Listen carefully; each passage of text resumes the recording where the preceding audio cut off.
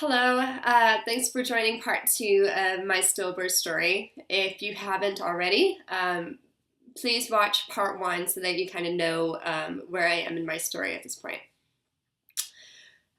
So we have a diagnosis. We know that the baby is incompatible with life, which is the worst news anyone could ever have. I wouldn't wish it on my worst enemy. Um, it's been, at this point, I'm 23 weeks along, it's almost 6 months caring for this baby inside of me. I look extremely pregnant. I have this big belly. I've been feeling the baby kick for weeks. I'm extremely, extremely attached, obviously, to, this baby that's mine, that I made, that I love more than I thought that I could love anything in the entire world. I,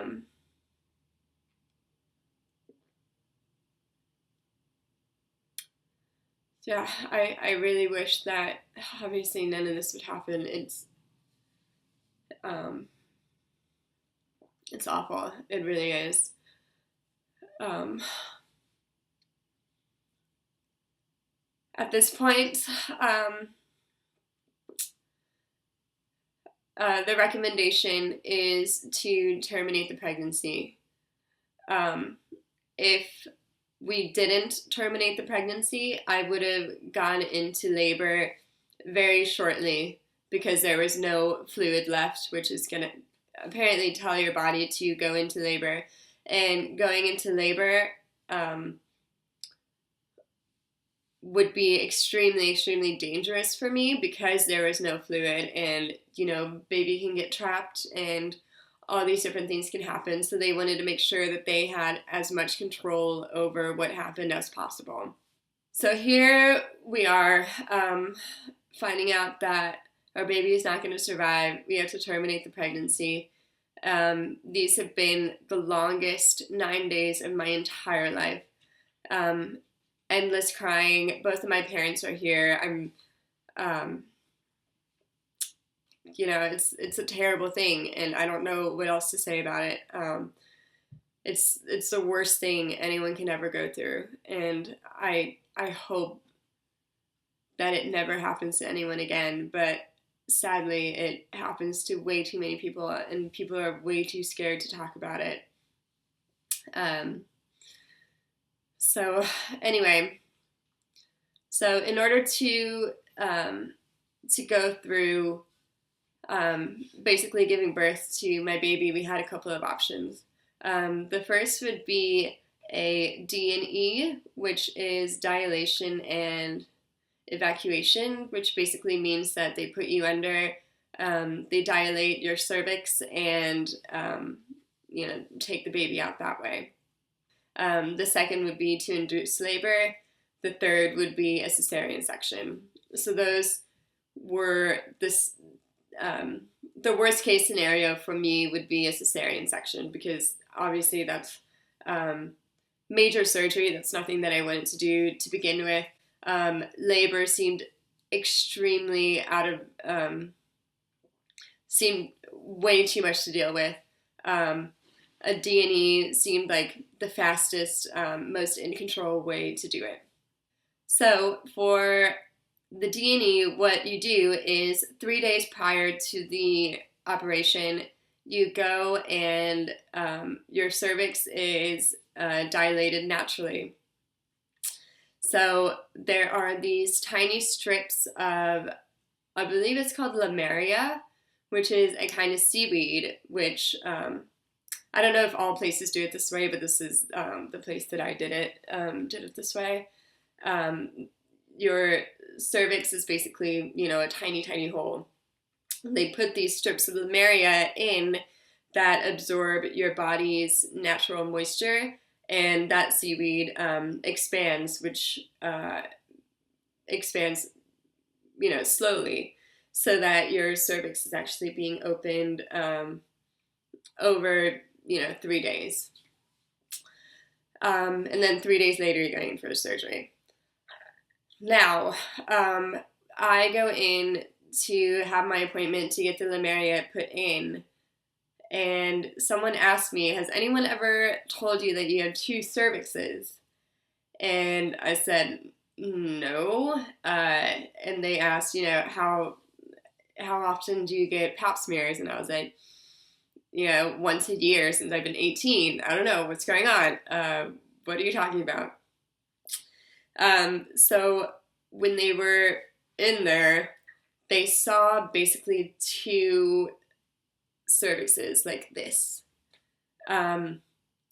which I guess could mean a couple of things. It could mean that I have 2 separate uteruses, or something separating the uterus, something along the lines of that. So in order to put in the Lemuria, they also use an ultrasound machine on my stomach to try to make sure that they knew which cervix, excuse me, which cervix went to the place where the baby was.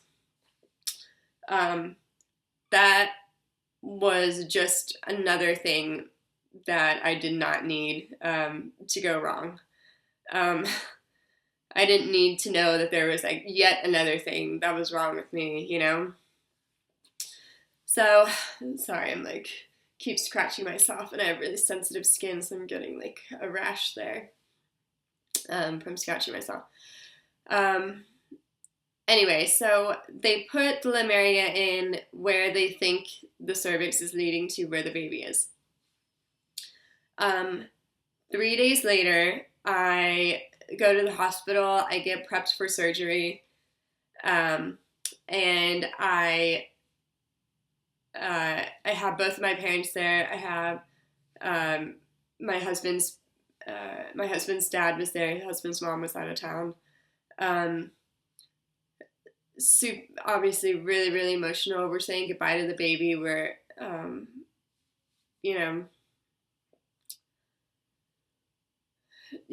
we're saying goodbye to the baby. We're praying together. We're having these last moments together as a family, basically, because after this moment, we're sadly not going to have our baby.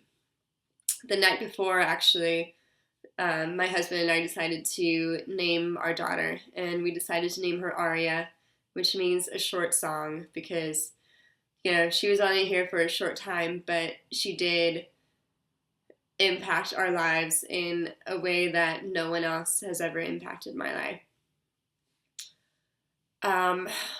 So then it's time for me to go into surgery. I get put under, obviously don't remember anything. I wake up from the surgery, and I look up, and the first thing that I see is my husband, Sean, with the saddest eyes I've ever seen in my entire life. And he looks down at me, and I ask him, is everything okay? And he just shakes his head and says no. And I said, what do you mean? And he said they couldn't get the baby out. And I'm like, what do you mean they couldn't get the baby out? Like, what the hell is going on? Like, this is why we went into the surgery. Like, what are they doing? Why am I still pregnant? Like, what is happening? The doctor comes in and explains that the Lemuria opened up the cervix where they were not able to get to the baby safely without damaging my uterus. Because I'm pregnant, they're not able to see actually what is going on with my uterus, what's going on in there, but that's not important at this point. At this point, the clock is ticking, my cervix is open, I can basically go into labor at any point. At this point, I am just beside myself. I don't know what to do. I'm totally freaking out. I get checked into a hospital room. The hospital that I'm at doesn't have a labor and delivery unit. We have to go to we're somewhere in Harlem at this point, and we have to go to the main hospital that has a labor and delivery unit because, as I said earlier, the D&E was the first choice. Second choice was labor and delivery. Third was cesarean section. So second in the plan was to do labor and delivery, which I had not taken any baby classes. I don't know how to deliver a baby. I have no idea what I'm doing. I'm scared absolutely shitless. It's the last thing that I want is to have to deliver a baby that at this point has passed away. Which is another reason why the clock was ticking. The baby has already passed away. We need to, get it out of there and get it out of there as safely and, just as safely as possible. We get sent to a hospital room. We're waiting for hours for a labor and delivery room to open up, but apparently everyone is having babies this weekend. We stay at the hospital room overnight.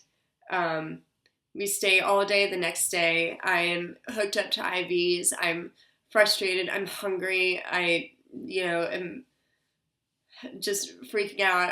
I want to be with my family. I want to be at home with my dog. I don't want to be in this hospital room. I don't know what's going on. Finally, we get discharged at about 6 or 7 o'clock that night. Told us to go home and they'll call us as soon as a room opens up. So I finally get home probably around 7 p.m. that night. Finally am able to sleep a little bit. I haven't been able to sleep, obviously because my world is completely shaken at this point.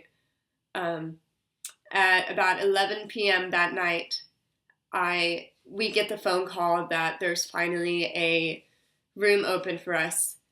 And we get in the car and start driving. About 10 minutes into driving, I feel this intense pain in my lower back, which I couldn't tell if it was just because I was kind of sitting strangely that I was getting cramps in my back or what was going on. But it turns out that I was literally starting to go into labor at that moment, which if I would have gone into labor any earlier and there would have not been a hospital room, I don't know what I would have done or what we would have done, what would have happened. I don't know.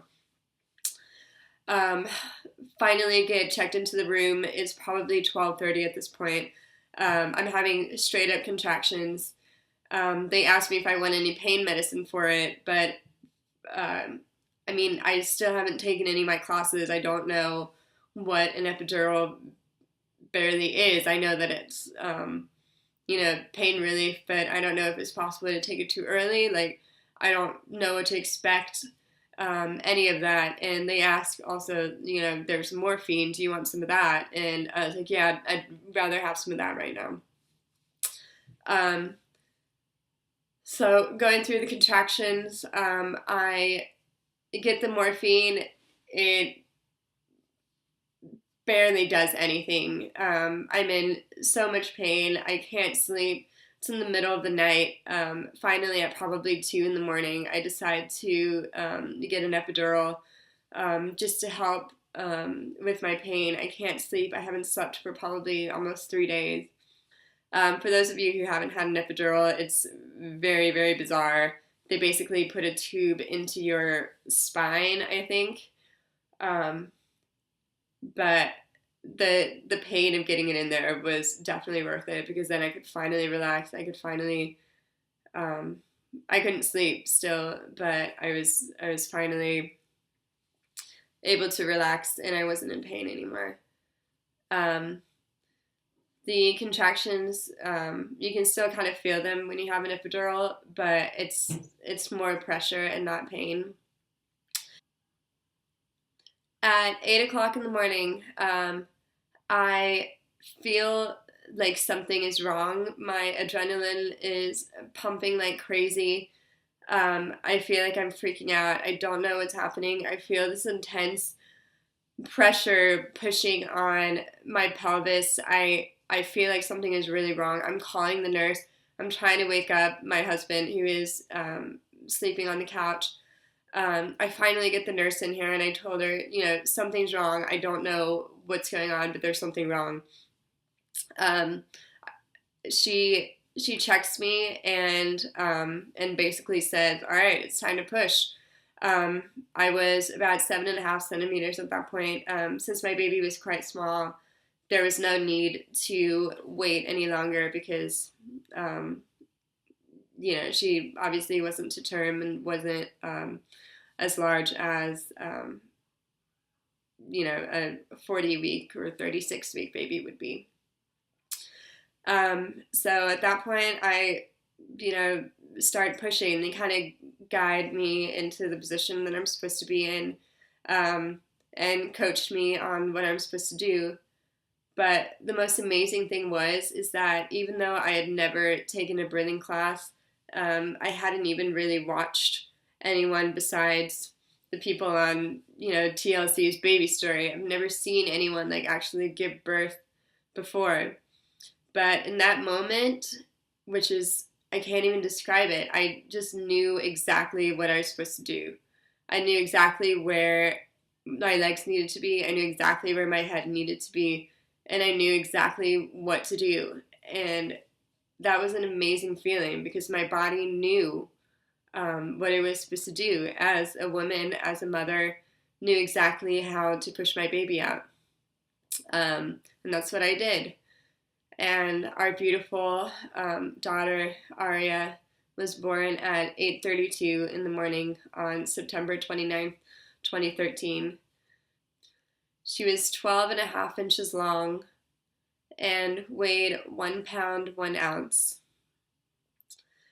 They asked immediately if I wanted to hold her. And I said no, I wasn't ready. She came out, and you know how babies look when they come out. They're dirty, and I had just gone through so much trauma that I just couldn't deal with it. So they were extremely, respectful.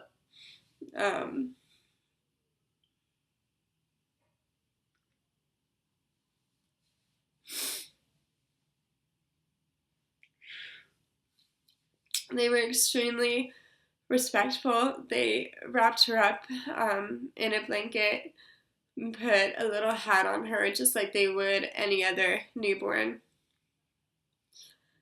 Um, and then after I'd calmed down for a minute, I said I was ready to hold her. And I held her for what seemed like an eternity. And I wish that I could go back and hold her for longer.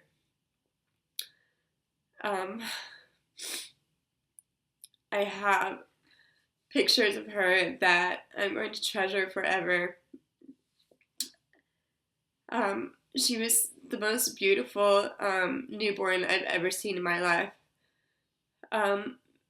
She had my sister's nose, and she had my husband's lips. And she was perfect, and she was my daughter, and she's always going to be my daughter. She's always going to be my firstborn child. And from that moment on, my entire life has changed forever. I left the hospital later that day. I don't think that anyone expects what happens to you after you have a baby. It happens to you after you have a miscarriage, or in this case, a stillbirth as well. In the days after, I had menstrual bleeding just like everyone else does. I had my milk came in my breasts, which was extremely painful. It took a long time for that to go away. You go through the same emotions that you do, obviously if you have a baby and everything works out right. I had major depression, as you could imagine, but was also intensified by the postpartum depression that mothers sometimes have. So yeah, it's a struggle, and it's still a struggle. every day gets a little bit better. Yeah.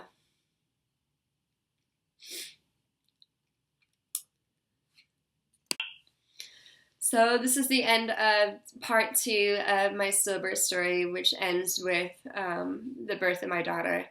Part 3 is going to be about my uterine septum and my septum surgery. So go ahead and keep watching that one. Thank you if you actually watched to the end of this one. I know that these are really, really long, but it's my story. So go ahead and watch number 3, and I'll see you guys over there.